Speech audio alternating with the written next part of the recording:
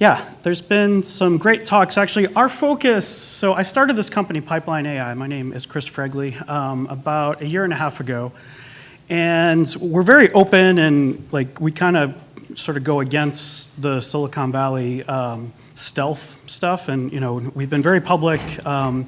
Yes, I run a pretty big meetup as well too, based here with about 10,000 members here in the Bay Area and about 60 or 70,000 global. So we get a lot of good speakers. Yeah, I'll show some of the links here like in a bit. But yeah, so this company, PipelineAI, we spent the last year kind of gathering use cases and sort of validating our assumptions that deploying models is difficult, right? And I think 2 talks ago, right, like there was some talk about that, about getting these models into production. So there's, with these newer technologies like TensorFlow, right? So these are very trained to serve type of technologies. So meaning, right, like they're not meant to just like stay in the lab, right? These models get trained, and then, right, like with Google, they push them out, right? And they push them out quickly.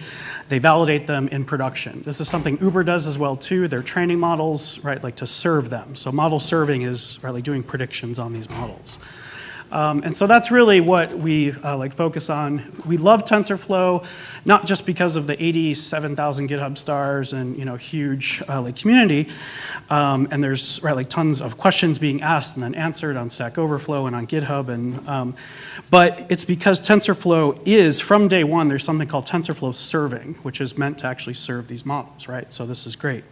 So this is something scikit-learn and like some of these other sort of research like technologies didn't really have, right, out of the box.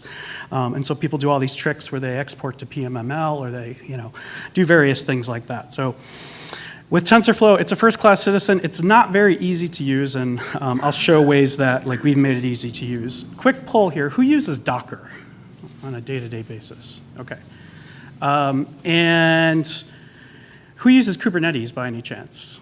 Okay, yeah, Kubernetes or there's something called Mesos or Yarn and things like that are kind of in the Spark big data world. So yeah, I'll make reference to that.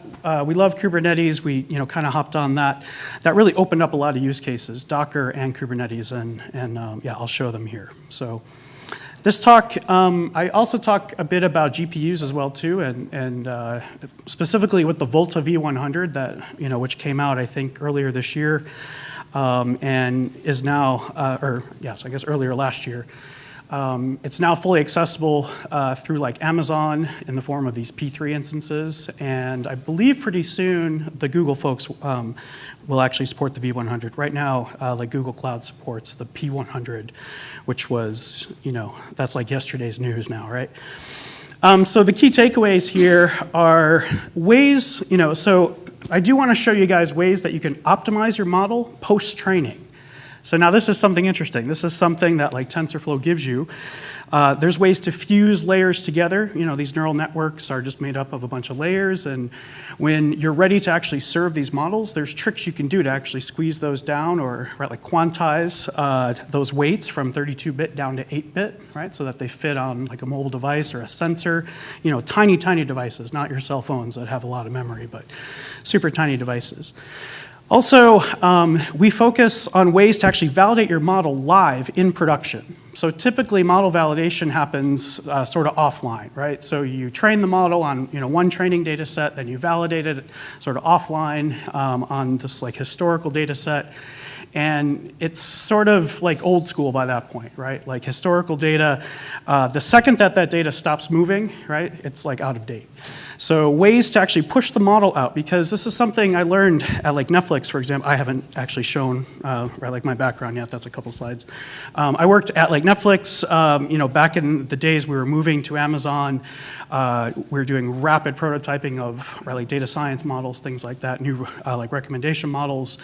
And there was this sort of underlying feeling there that right, like you really didn't know how these models were going to do, right? Like not until it actually started taking production traffic. And so there's these things called, it's things like canary releases and ways to actually push the model out in sort of a safe manner, right? And to not really affect production. So you could actually do traffic shadowing, which is something, if we have time, I'll show a demo here. This is all open source code, by the way. So while I talk about PipelineAI, one thing I'm not good about is pleasing the VCs in terms of like making money and stuff like that. I make fun of VCs all the time, so which I probably shouldn't do because we're fundraising right now. But yeah, this is all open source stuff. So like you can reproduce all this. Just go to PipelineAI. There's a little community thing, and there's a link to open source. So yeah, the ability to sort of package up these models, package them up with the same version of TensorFlow, for example, or scikit-learn, or Caffe, or like SparkML, pull those in, package them up into Docker. That's why I was asking about Docker, and sort of hydrate these models so that it's not just standalone models, that then it's sort of packaged up with the runtime, and then that becomes a service, right? Just like it's just like normal web services kind of thing. Or if you're streaming, right, like you could do something where you would put that model behind a Kafka stream and then make predictions as data comes in off of the stream.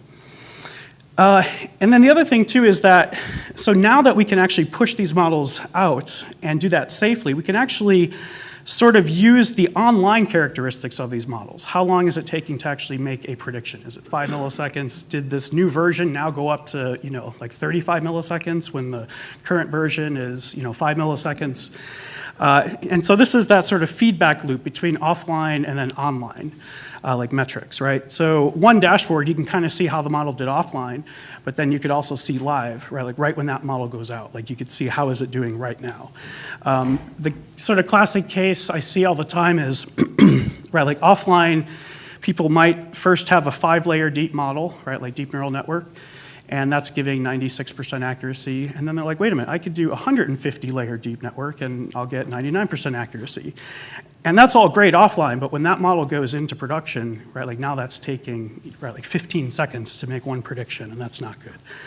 The very last bullet point here is there's things you can do with these runtimes. You can actually change the amount of like batching that you're doing, so you can get a bunch of requests in and pass it to the GPU once and do one big matrix multiply. And then because of the properties of linear algebra, you can split up the response and then send it back to all of the separate callers across the world. So there's tricks here, and TensorFlow serving gives you ways to do it. We actually add a layer on top of Scikit, on top of Spark, things like that, where so it's like our layer that's actually doing that batching. And so for TensorFlow, we actually rely on like TensorFlow's batching because it's right, like more natively built in. All right, so real quick intros. Spent a couple years at Netflix. That's really where I started to get comfortable, right, like doing things in production. Because before that, in all my jobs prior, right, like production should not be touched ever. And right, like we would build a model or right, like build some new service, we would push it out. Maybe 2 weeks, it would go into sort of this cycle of QA and all this kind of stuff, and then you kind of forget why you're even putting this model out there. So at Netflix, it was kind of refreshing to actually be able to push these things out right away and right, like see them, and there was tons of tooling, right? Like Netflix's tooling team is just, it's just awesome team. And if you have the right tools where you can deploy quickly and then tear down quickly, or right, like scale out the winning models and then sort of slowly shift traffic, this is super valuable. So this is the kind of stuff that Pipeline's focused on. So there's companies like Uber, right, like Twitter, Lyft, that have all these things, but they're behind their firewalls, right? Like they're not really open sourcing these things, so we've sort of collected all these best practices over the past year and then put them into open source. So if you, right, like just Google the Advanced Spark TensorFlow meetup. I think we actually have a couple meetups coming up. We have 2 or 3, I think, in March, which is actually kind of rare, but normally it's about 1 a month. If you go to PipelineAI, there's a YouTube link there that has hundreds of hours of video. This is only a 40-minute talk, so that's why I do want to share, and then tons of slide presentations. So I assume you guys are probably interested in like getting models out there. You may also want to trace predictions, right, or sort of explain how did a prediction happen. This is huge now, right? GDPR, these kind of things. While like this whole nature of like neural networks is still a bit of a mystery, and so this isn't really solving that problem, But what we do see is quite a few people doing ensembles, right? So they have multiple models that are participating inside one single prediction, and then they sort of average those like predictions. And so we can, show that and like trace the actual like model variants that were part of that. Yeah, so there's the open source stuff. One kind of funny thing about the VCs, I was speaking with one at the end of last year, and I just happened to mention that we have 2,000 stars, and they said, oh yeah, 2,000 stars. For us, that's worth $3 million. Yes, your company's worth $3 million. And it was just some like arbitrary number. They didn't even really know what we did at like that point. And so yeah, that's about $1,500 each. If you guys wouldn't mind starring, that'll jack up our really already sort of inflated valuation. Also, this is kind of neat too. There's this thing called Red Dwarf that you can copy and paste a repo from GitHub into it, and it will generate this heat map and kind of show you where the stars and the watchers and the forkers and things like that. So it's kind of a cool thing. Search Red Dwarf GitHub or Git. Don't just search Red Dwarf. There's a lot of weird shit that will come back. So yeah, just kind of some more stuff about Pipeline. We have this community edition. Go to community.pipeline. We have a GPU for you guys to actually play with, and you can train models. We have the latest TensorFlow from, I think last Friday or something, TensorFlow 1.6, that has Kafka support now. So I'll talk about this here in a bit, that we're actually starting to train models sort of incrementally, right? These neural networks love data. They love to get new data, and they could sort of keep training, right? They're like meant to kind of stay in the lab, right? They're like grad students, right? That's my big joke, which I realize actually tends to offend quite a few people. So probably should tone that one down. But like grad students like to stay in the lab, just like these models. No? Okay. So Riley, why do we focus on the serving side of thing, the inference, right? So again, we're still paying attention to the training. We still support distributed TensorFlow, of course, and all that. But we're tying it together with the actual runtime metrics as well, too. So we're not saying that a particular model is better than the previous version until we actually put it out into production and then see how it performs. And so this is more than just systems performance, right? This is more than just how much memory the new model takes or how fast it's scoring, things like that.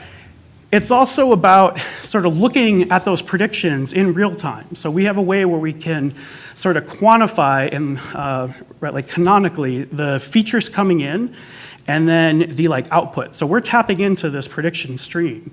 And there's this live dashboard once you actually deploy the model that you could see, right, like for the same inputs, because we're shadowing traffic, right? Like we could actually see, right, like how is model A, right, like what are those outputs relative to like model B? And then we could see. So if there's 3 models that are out there, that's the example I'll show here in a bit. We can see, if A is the control, right, like how close is B, right, like the actual prediction. And yeah, so that's something to pay attention to also. Yeah, we feel that there's a lot of runtime optimizations that are being left on the table. And so that's the area that we're focusing on. There's hundreds of companies, especially here in the Bay Area, focused on model training and right, like hyperparameter tuning and all that kind of fun stuff, right? But they're right, like the actual serving time, the actual inference time, there's so many things that like data scientists don't know that they can do to these models to actually make them faster. And so, yeah, that's what we're focusing on. There's a couple cloud-based solutions right now that you should be aware of. There's something called SageMaker that just came out from Amazon. Our sort of API and like command line actually supports SageMaker. So this is a way where you could just specify, I want 15 GPUs for either training or serving.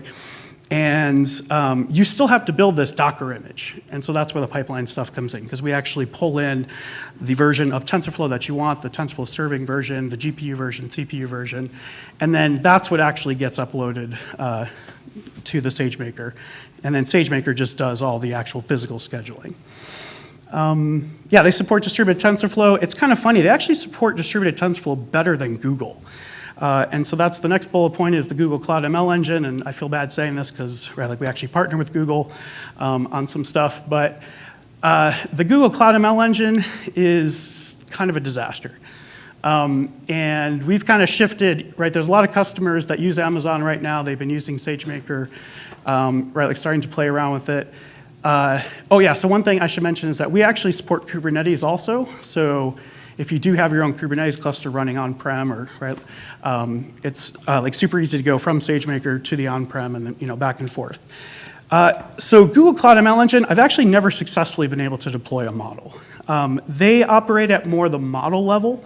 So, and I think they only support version like TensorFlow 1.4, and like they're up to 1.6 now. So, just some like weird stuff going on there. I think it's one of those where like you could tell sort of internally Google uses something different, and they're not actually using Google Cloud ML Engine. That's more of kind of like an internal fork, and they're trying to support TensorFlow that's open source, but they're still kind of bogged down by some of the internal things. And it's definitely coming along. But if you are doing any TensorFlow, make sure that you start with the estimator API. If you're not using estimator API, your stuff is not going to be able to be distributed, right? Like not without a lot of sort of hacking. And this is kind of like the new right, like base API where you put it's like ways to get the input data in for training, and then you can get the evaluation data in, and it's like much easier to actually split that off of one machine.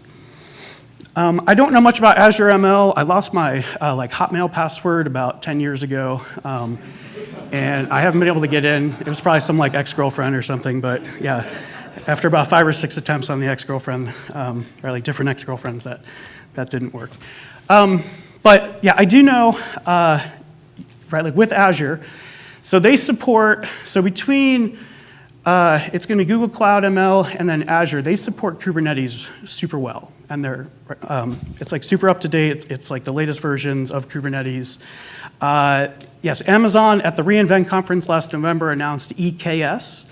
So it's the first time that they've kind of acknowledged, right, like Kubernetes, which is it's a way to like schedule Docker containers, right? So once you start operating at the Docker container level and not the model level, right, like Google Cloud ML Engine, right, like you need some way for just like DNS to work between these things, right? So yeah, so that's what like Kubernetes gives you. It will also, it's now fairly easy to support GPUs with Kubernetes. 6 months ago, right, like this was not the case. But these SageMaker guys actually just right, like figured all that stuff out, and yeah, so check out that EKS when it comes out. Okay, so here's the sort of big revelation that we still don't see people doing, which is packaging up the model with your runtime. So we call it sort of hydrating, right? Like you would hydrate that static model and make it like an executable, right? You would either put it behind a REST API, which is the easiest, that's what SageMaker does, or put it behind a Kafka stream, where it's just pulling from the stream. So it would, right? It's basically a Kafka consumer off of a queue, and then it's calling a prediction, and then it's putting that like output onto some other queue, which then gets picked up. And you wouldn't really use Kafka for the sort of real-time request response, right? If you think of like the typical web app developer where they are just making some like REST call and then want a response. So don't use Kafka for that. That would be more right, like a REST API like sort of thing. What's cool about this is that you could actually build this Docker image on your laptop, and then that same image, that's what you actually version and then pass around your entire system. So that's what actually gets deployed. And so this was one of the early use cases that we actually sought to solve, which was people would train their scikit-learn model. They trained it on version 0.19. They like pushed it out to production. That was running 0.18. It like took them 2 weeks to even get it to production, so they don't even know what it's doing. And like they've already sort of cognitively moved on to other things. And yeah, so this is a way to sort of burn that model in. So each new version, right, like becomes this new Docker image. Seems a bit wasteful, but like Docker actually can like optimize this stuff and has this concept of like layers, right? So if you're not changing too many things, like we see people from version to version actually change dependencies. They'll go up to the latest scikit-learn, and that could cause bigger diffs between those two images. But right, like for the most part, this isn't that bad. Yeah, so we actually have images. So you point to your model, which would be inside of this path. You say this is GPU. That will then trigger us to pull in all of the CUDA libraries and all the stuff that's necessary. So these images that are built work on Kubernetes, they work on SageMaker, and then hopefully they work within Azure ML. Also, there's something to point out here where we can actually change runtimes. And so this is one of those runtime configuration things that data scientists don't have access to right now. This is a knob that like data scientists just don't even know about. In fact, right, like most of the people that we see when we start off at a new customer is, right, like they have this TensorFlow model, they are scoring it with a Python function. So they've essentially done the absolute slowest possible way to make predictions, which is, right, like take data off a JSON, like request, convert it, call the Python API for TensorFlow, and like they're not even using TensorFlow serving, which, right, like the whole point is that this is a C++ binary that has GPU support that can take your model, and it's all C++. So, but there's multiple runtimes. There's actually one by the NVIDIA folks that's called TensorRT that supports TensorFlow. And there's this post-training step or pre-serving step where you train your model. You then can do this post-training step by the NVIDIA folks. There's this tool that'll actually take your model, it'll fuse it together. It does all these crazy tricks with like GPU memory, it's pinning memory and all these, right, like fancy things that these CUDA developers know that like none of us, right, can grok. And then the output is this fully optimized like TensorFlow model that works with TensorFlow serving. That's on the Volta, it's like, I don't know, it's like 7x times and right, like things like that. It's fast. Also, you can have that post-training step do the 8-bit quantization where it's taking 32-bit weights, right? So floats that require 32 bits to represent that you've learned during training, shrink them down into 8 bits, so just squeeze them into 8 bits. Right, like you'll lose a little bit of your overall accuracy, but it's the difference of being able to deploy on a tiny device or not deploying. And it makes the math a lot simpler, right? Like doing linear algebra on things that are 8-bit, right? Like multiplying two 8-bit matrices by two 32-bit like matrices is much, much faster at the lower precision. In fact, yeah, I went to the NIPS conference down in LA at the end of last year, and there's talk, I think it's Microsoft has like FP7 or 4 or something like that, so they're actually shrinking this down even below the 8-bit, and there's these like statistical ways to sort of shrink them down and still preserve the accuracy. And then, yeah, this slide's kind of busy. I'll just sort of summarize. So there's the post-training. Yes, at training time, of course, there's the hyperparameter tuning. Everyone kind of knows about this. There's the reduced precision. So you could actually train at floating point 16. And right, these newer GPUs, so this is called half precision training. Right, these newer GPUs can actually do this natively. And in fact, they can take, so for a 32-bit GPU core, and there's 5,000 of these things, or 6,000 with the newer GPUs, right, like you can actually take two floating point 16s and then sort of pipeline them together into one floating point 32 operation. So, right, like that's an instant 2x speed up, and that's during training time or inference time, right? Because keep in mind that when you're training, right, like you're doing the forward prop, which, yeah, for you guys to be this way maybe, and then, but at training time, then you add on that back prop. So there's always a forward prop no matter what. So the faster that you could do the forward prop. And so why would you want to do this? Because, right, like you are going to lose sort of overall accuracy by sort of like reducing that precision. And the thinking is, right, like especially early on when you don't really know your data that well, this is a new data set, or you're trying to figure out the hyperparameters, you know, in like classic ML, you're trying to figure out the number of trees or depth of your, you know, trees, things like that. So for these neural networks, it's things like the learning rate, you know, which is kind of the step size through your gradient descent, things like that. Like you don't really know what's going to work. And so the faster that you can get through the data and train, right, like the faster you'll sort of gain the intuition. And so this is huge, right? And then if you're comfortable now with these sort of final hyperparameters, now you could switch into floating point 32 and then retrain and then wait, you know, right, like twice as long. What we see people do is actually get fairly comfortable with the 16-bit. And it's still pretty accurate, right? And Then that natural progression from 16-bit sort of training time to the serving time, right, like sort of falls into place. They don't even have to retrain. They could just take the same 16-bit. Maybe they would quantize further down to 8-bit or just serve with the 16-bit.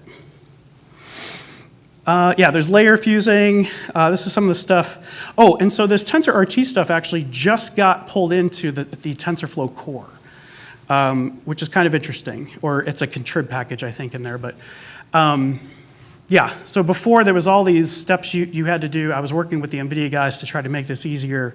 And finally, they were like, screw it. Yeah, we're just going to get it in, or like work with Google to like get it into the TensorFlow code base.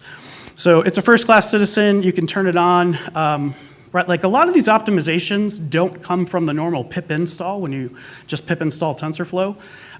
Right, so keep in mind that the things I'm talking about, they're turned on in the like community edition that we have. It's part of our like Jupyter Lab notebook, and it's all built in there.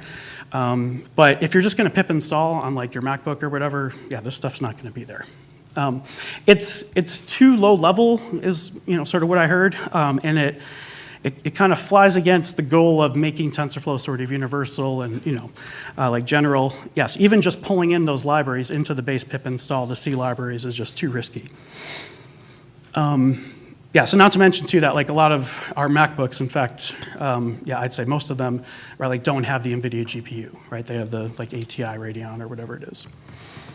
Yeah, and then there's these certain knobs. So I mentioned that like request batch size where you could wait 5 milliseconds or 5 like microseconds, take all the requests that come in from all across the world, different people calling it, make like one big matrix multiply. And so that's good because now we're actually saturating or like trying to saturate more of that pipe between the CPU and then GPU. And so the more you can kind of fit down that pipe and not just make small little matrices and then pull it back, it's but yes, under low throughput, of course, right, there's going to always be that 5 millisecond delay or sort of average 5 millisecond delay. But yeah, and then you can even play with different runtimes like the TensorRT. So here's an example. This is linear regression. As simple as it is, was that 5 nodes. So this is after going through TensorFlow and being trained. And I think there's 84 nodes or 92 nodes. And so keep in mind that like after training, like I said, right, these models want to stay training, right? And so when you're done training, there's all these like backprop nodes and logging nodes. It's like logging out so that tensor board, which is kind of a UI that you can use during training to watch it and see how the loss function's like progressing, that kind of thing. There's just tons of nodes in there. And so that's not efficient, right, like when you want to go serve.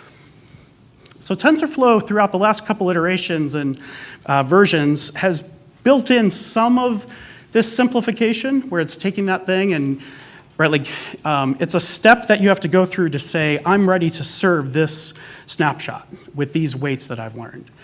And the way that like we do it is with this graph transform tool. It's a pretty low-level tool that can like iterate through your graph and split out all the yeah.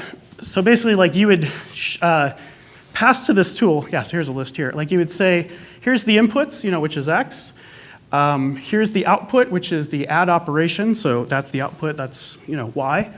And find me a graph that can just get me from X to Y or to add, and then that's it. And so this tool actually goes through and just does normal graph traversal and just preserves the bare minimum that it needs. Okay, and so now there's actually one super cool step, which is called TF compile.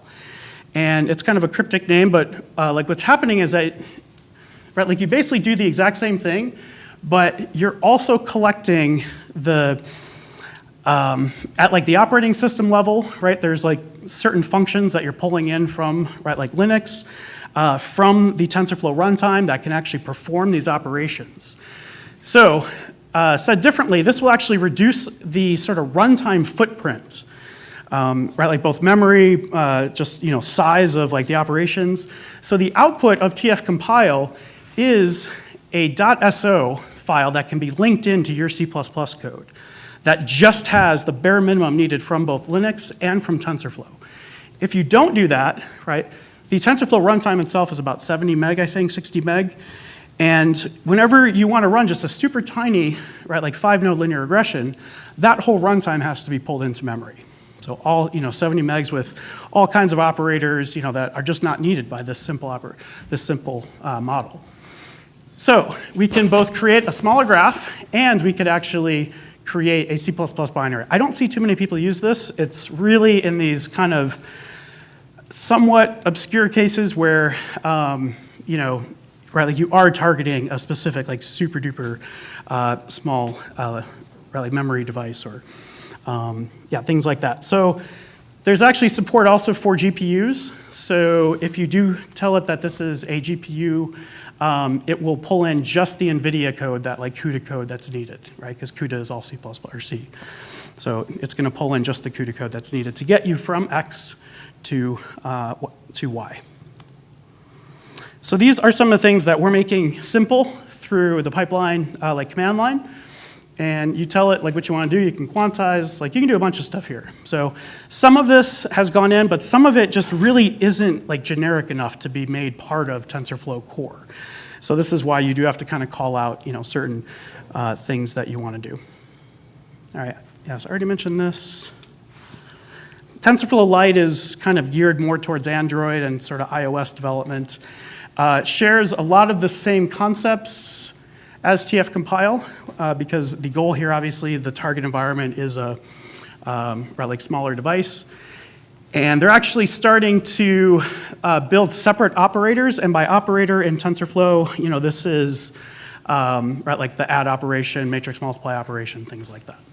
So they're actually building like specific ones for right, like these specific target environments. All right, so here's just kind of a super quick example. This is us building 3 different Docker images with different, so there's TF serving on a CPU, TF serving on a GPU. This is the most common thing, by the way, that like people ask us to do. They have a model, they're currently running it on a CPU. They don't quite know how to use TensorFlow serving. They can't get it to build. It's kind of hokey, or it like doesn't work with like Python 3.6 and all kinds of weird stuff. So we've solved all that. Just give us your model, we'll slurp it in. But yeah, people want to compare the CPU version to the GPU version. And this is pretty easy to do once you understand how to actually like work with like TensorFlow beneath the covers. But yeah, they're not making it easier. In fact, it's starting to become like more and more bloated. And then here's a case where we're saying, all right, let's compare it to TensorRT GPU. There is no TensorRT for CPU because there's really not many optimizations that CUDA can do on the CPU side. But yeah, so you would push these out as a single experiment and just see how they're doing, right? So there's the regular, there's maybe the like Python runtime with CPU, that's the control, and then A, B, and C are the 3 variants that we're trying to compare. And I think in this particular case, it was actually, was it TensorRT? Yeah, so I can't remember. Okay, and then this is really cool too. Like I said, we could actually build that Docker image locally. We can actually test it locally. So this is, so like a couple slides ago was the build. Yeah, so this is the build. So let's take that first one, because that's the most generic that we'll have on our laptop, CPU, TensorFlow serving runtime. We do predict server start, and this will actually start up a full Docker container, right, that has the exact same binaries that are going to go to production. And so while this is not a production environment, it's just our laptop, it kind of gives you this fast and easy way to see sort of, just like try out 2 or 3 different versions, maybe learning rate 0.025, 0.050, 0.1, whatever you want to do, and just sort of gauge. And then this is like a quick way to do like a load test here. So we're actually spawning, and this is all locally, right? Yeah, so that's 1,000 threads, and it's just pounding this Docker image. And there's a URL that you hit inside of that like Docker image that'll show you this chart here. And so you could actually see how the, if like one version is, right, like it's coming in 10x, it's like 250 milliseconds or 240 milliseconds for a prediction, then it's not even worth pushing out to production because it's a dud. Just some of the details, you could use your own Docker repo. Yeah, so this is where we get into some of the traffic splitting. So I mentioned canaries. There's 2 types of right? These canaries, this term canary comes from canary in a coal mine. This is where you kind of put something, right, like the canary, I guess, down a coal mine, and if it dies, you don't go there. You would, hopefully try to recover it. It's probably dead by then, but, and so we're splitting traffic. We're starting up all three. It's not taking traffic just yet, but now we're actually gonna split between A, B, and C. And so actually probably what we would do is put them inside the shadow thing, but right, like for this purpose, let's just say we have 3 different models. We have 97% traffic going to A. For like whatever reason, we have 2% going to B and then 1% C. And then you can see, so this is the offline metrics, right? Like how did it do offline on the validation and training? And then this is that dashboard I was saying where it's the actual predictions. So the x-axis would be the inputs. The y-axis is the actual output, right, that prediction. And so here we could see that A, which maybe is our current control, B is just predicting wildly off from A. And so A and C are pretty similar. So C did pretty well on the offline. C's tracking pretty good, so good precision, right, like relative to A. And then the goal for this experiment, by the way, was to have something that can predict similar, but just be faster. So now we can get more like predictions through it, right, like things like that. So we'll look at, this is 28 milliseconds, so we're trying to beat 28 milliseconds. B was 20 milliseconds, but we've already kind of thrown out B because B isn't like predicting very well. And then C comes in at 17 milliseconds and it's predicting really pretty well. There's one other metric here that I'll just kind of mention quickly, price per prediction, right? Yeah, so that's kind of an interesting one. That's one that we've been playing with. So there's ways to actually trigger off these metrics and sort of dynamically shift traffic. So we have this, right, like one demo that seems to be like pretty popular, where so it'll be Google Cloud and then it'll be Amazon. And that same model's running out there. But like throughout the day, if you lose your spot instances, for example, which is kind of a marketplace to get cheaper instances through Amazon, and now you're paying full price, yeah, so now Google becomes cheaper. And so price per prediction, yes, that sort of surfaces, right, like that info, and then we could actually shift traffic dynamically. Not all of it, because we still want to explore, but we do want to exploit the cheaper, right, because we don't really care where this stuff's being served. If it's cheaper, just, yeah, shift that traffic over. Yeah, so that's a case where we're using Kubernetes across clouds. It's called federated Kubernetes, very powerful. This is more about the audit trail stuff, so you can kind of see on a per request basis. That response for the request will actually show which variants, right? Yeah, so which models were part of that ensemble. And then this is pretty cool too. So yeah, so this is where we could actually, right when we deploy, so this was one other use case that we got, which is, right, like that moment that we deploy, right, like most people, it's not enough to just look at this. It's kind of cool, right, like that, like middle one up there. It's kind of cool to actually see what is it predicting, right? Now there's privacy things and, yeah, other kind of stuff that you'll have to work through, but here, so, this is MNIST where you pass in a handwritten digit and it returns confidence, and like you can kind of see, so these are slightly different numbers, but yeah, Model A is doing that, Model B is doing this, Model C for the same input. And so this is tapping into the stream. We're using Kafka for this. Yeah, this is all Python driven, by the way. This is all from the data scientist standpoint. In fact, let me pop to the next slide. So that's a sample predict method. This is all Python. It's using rather open source from PipelineAI, these like monitors. And so this is actually doing timing. So this is showing how much time is being spent. So transform requests. So think of a prediction as kind of 3 logical steps. It's taking the JSON or the CSV or like whatever's being passed in. It's then going to convert that into NumPy or a tensor or something. It's then going to make the prediction.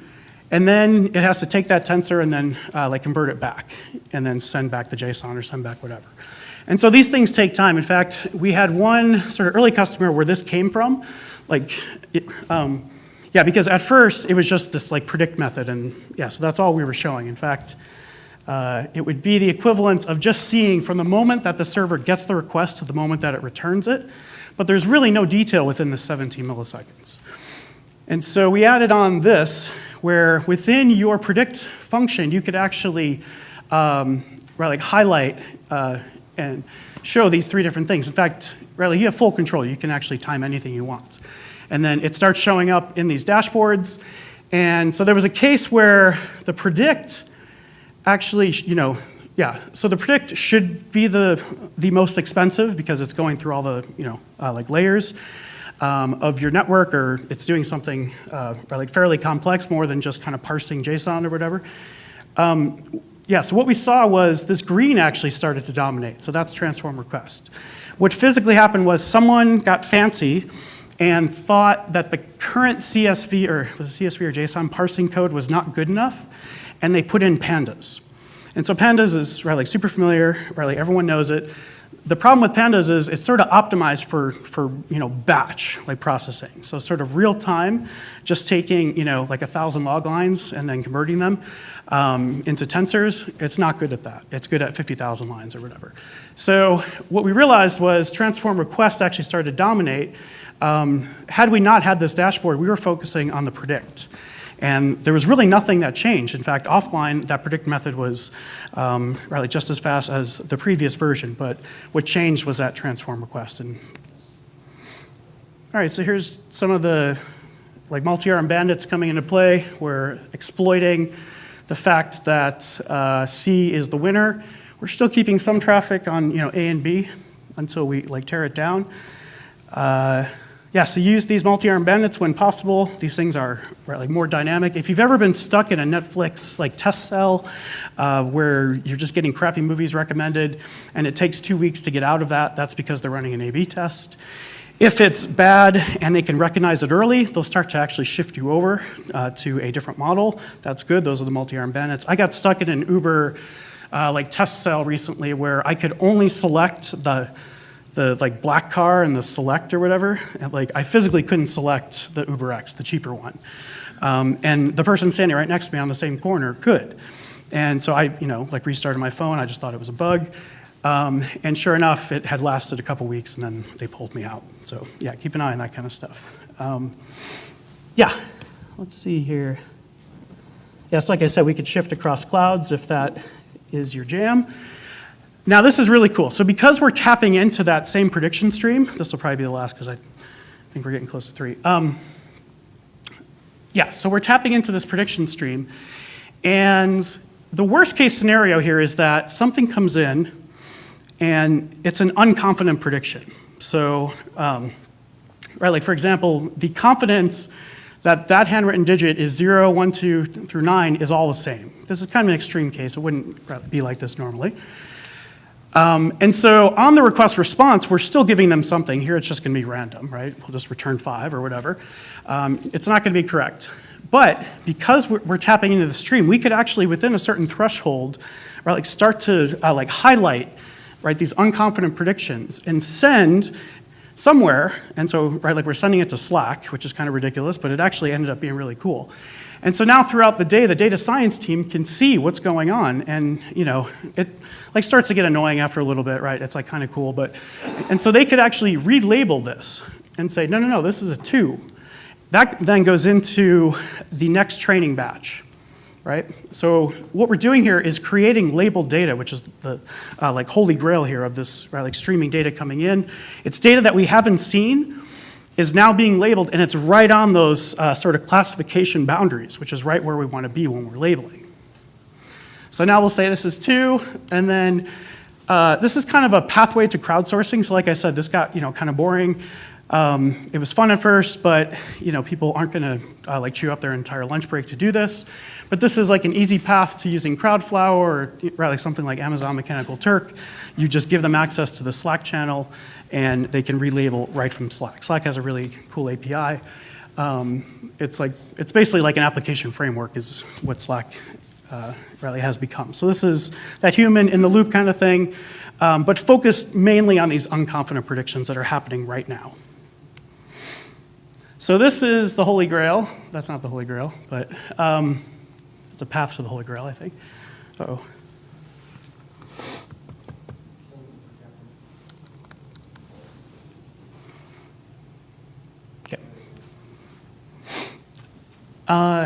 So what we want to do is this continuous model training, right? So like I said, TensorFlow now has Kafka support. It's sort of a bit early. It's through the dataset API, which is the new way to do sort of batch training. But like now you could actually tap into a stream and have data coming in, and this model is always learning.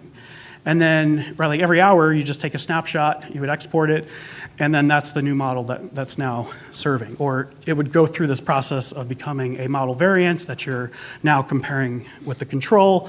Like Netflix has this concept of sort of automated canary analysis, which I don't think has been open source because it's pretty specific to their business, but the concept is general, which is like push out new models and sort of define your like success criteria or what you're trying to optimize, right? The objective function, and you can figure out, right? Like sort of automatically do this decision making here, right? Like where we're figuring out which model is best based on some like combination of those. All right, and I think that's it. The rest of this will be pretty hardcore, low-level stuff. So, yes, I post this to SlideShare. It's off the PipelineAI link. But, yeah, any questions? Yeah. When you quantize the weights from 32 bits down to 8 bits, is there a step of kind of rejiggling the 8-bit numbers, kind of do an additional training step to kind of adjust the 8-bit? Like a fine-tuning kind of thing. Yeah. Yeah, I mean, there's definitely different strategies on that, right? Like the most simple, of course. So there's actually two types of quantization that are part of TensorFlow. There's the weight quantization, which is you've trained your model. So all these values are all well known. And so you just kind of linear, right, like smash them together. And then the second one is where you're quantizing the output of the activation. So it's called activation quantization. And I think I have not sure how fast I can get to it, but because it's one of the advanced things, but you would actually want to then, it's called calibration, and this is something actually TensorRT does for you. So you would need kind of like a sort of representative data set, that like hand-wavy representative data set kind of thing. Sorry, yeah, like don't pay attention to this, I'm just flipping through wildly. But that's where you would want to recalibrate, because you have all of the data when you're doing the weight quantization, because that's well known, that's fixed, and that's part of the like input into the activation. But the output of the activation is going to depend on that data coming off the REST API or the Kafka stream. And so that's where you would want to simulate that data with sort of a representative data set, and then but that's like, yeah, that's the advanced quantization, which yeah, for the weight quantization, yeah, I mean, typically it's just kind of a one and done thing. It's just a linear thing. But yeah, I think, right, like your like intuition is correct in that there's probably more fine tuning that like you could do there, right? Yep. Into the quantization, would you run into the danger of non-convergence? Yeah. So, well, the quantization step itself, you're not training anymore, right? You have the weights, you're just quantizing. So that training step has converged, you've taken a snapshot. It's just literally, right, like chopping 32 bits, right, like down to 8-bit and just hoping that you're not losing too much of the accuracy. Losing is okay, but you don't converge, then. I think what you're asking is if you reduce the precision at training time, like if you like actively choose to do floating point 16, like during training, right, like will it not converge? I guess theoretically, it's possible. I haven't really seen that, though. People do it. I mean, yes, I think 16-bit has become kind of the new norm now, at least for these, sort of larger, just because they can get through that data set a lot faster. But yes, is it more likely to like not converge? Yes, I don't have a good intuition on that.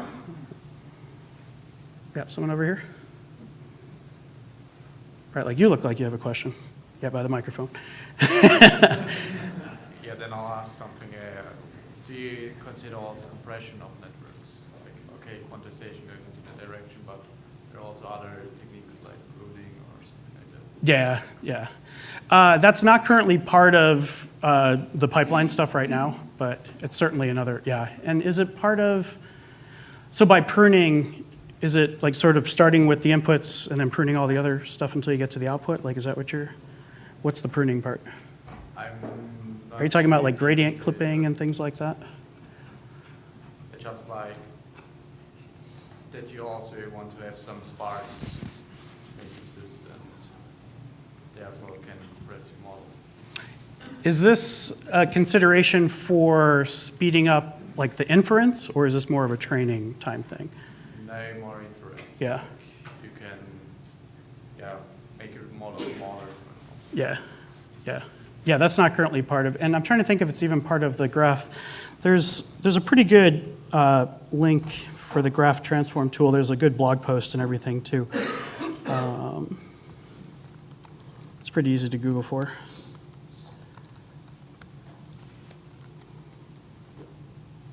And it has all the possible like operations here. So there's things like batch norm folding, where you've used batch normalization during that, you then fold it into the final model. Sparsify gather. Yeah, there's this concept of weight rounding, which kind of sounds like quantizing, but really it's meant to improve compression. So it's not necessarily going to do the same thing as quantization, but it's going to snap a bunch of floats kind of near each other. And then that way, right, like when you go to submit this model to the like app store, right, and there's a 100 megabyte limit or whatever per single asset, then really, yeah, so weight rounding helps in that case.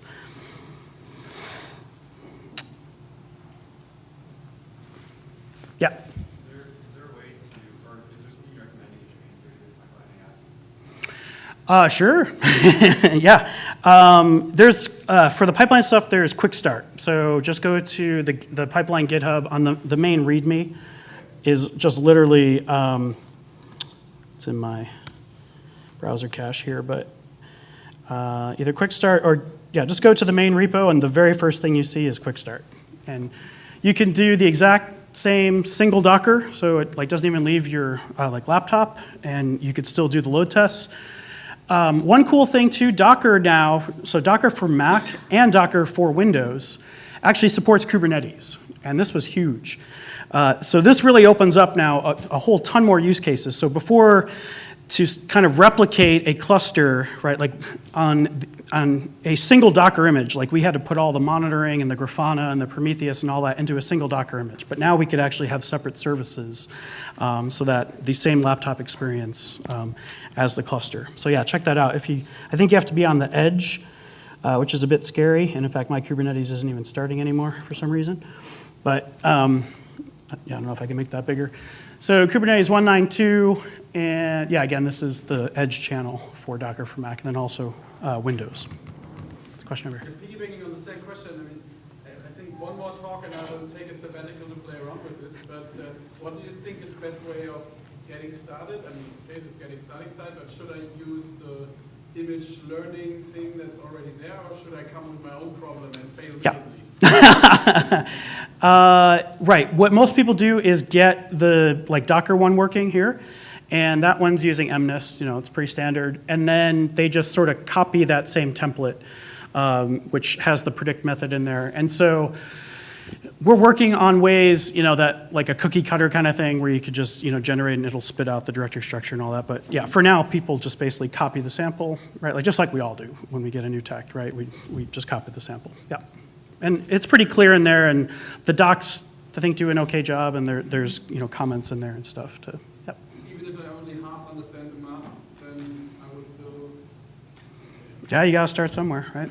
Yeah, I mean, yeah, actually, I think our next meetup is in a couple weeks, and it's on the like math behind neural networks. I'm bringing in, right, like one of my friends who like used to work at Climate Corporation. She has a PhD in stats and all that stuff. So she's gonna like demystify, which really like neural network math is actually pretty simple. It's high school, like calculus, whatever. Yeah, like linear algebra. Yes, are we good here? What time is it? It's 3:05. Any more questions? Yeah, so try it out. Shoot me an email, Chris at PipelineAI, and can help you out. Yeah, we have SageMaker. I didn't talk much about the function stuff, but you could actually create ensemble functions that'll call into the other models, and you could put in custom code there. You could average the, like responses from those models, and it's that whole serverless thing. I think I made it through the entire talk without mentioning serverless until just now, but yeah. Maybe